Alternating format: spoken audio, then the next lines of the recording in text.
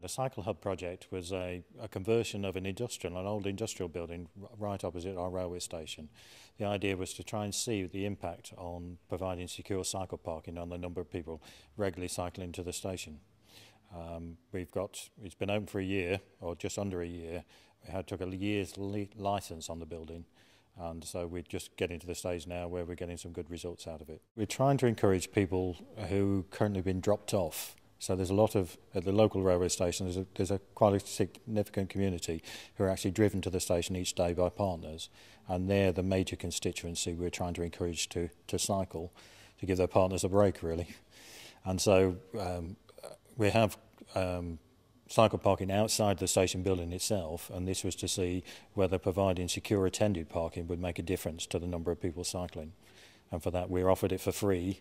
And for that, people can cycle their bikes right into the building, have them locked up, borrow a lock, have their bike locked up securely, borrow a locker to leave their clothing behind, leave all their lights and everything on the bike. So it's making life a bit easier for cyclists. And we've got probably over 30 people now signed up and regularly using the facility.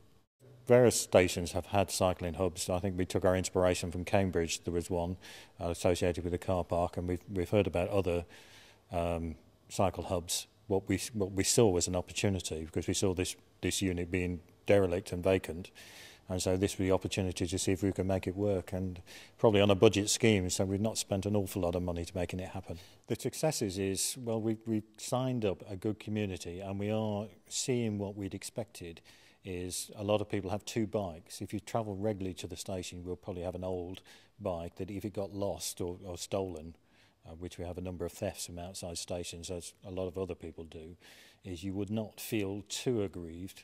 You would feel very frustrated, but not feel too aggrieved if you had your bike stolen.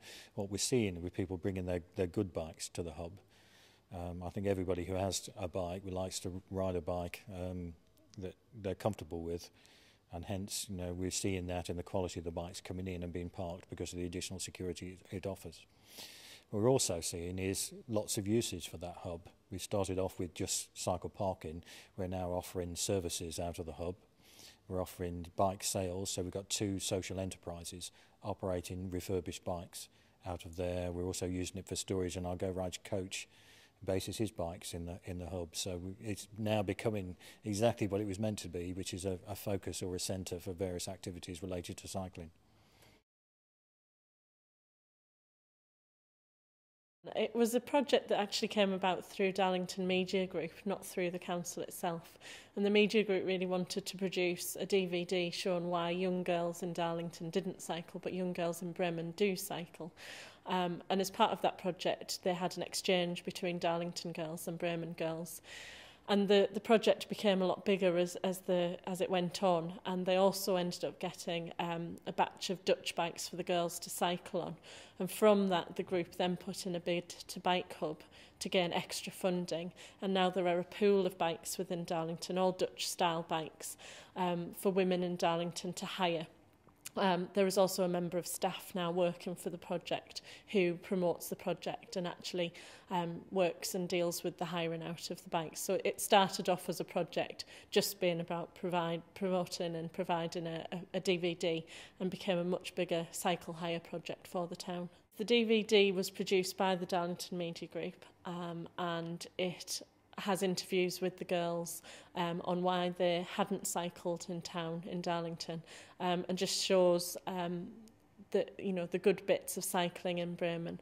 And it also shows the girls cycling around Darlington, and actually once they got on a bike they realised that they could cycle around town and they didn't have to wear lycra. They could be on a nice Dutch style bike and cycle in their skirts and their high heels and still be glamorous while they did it.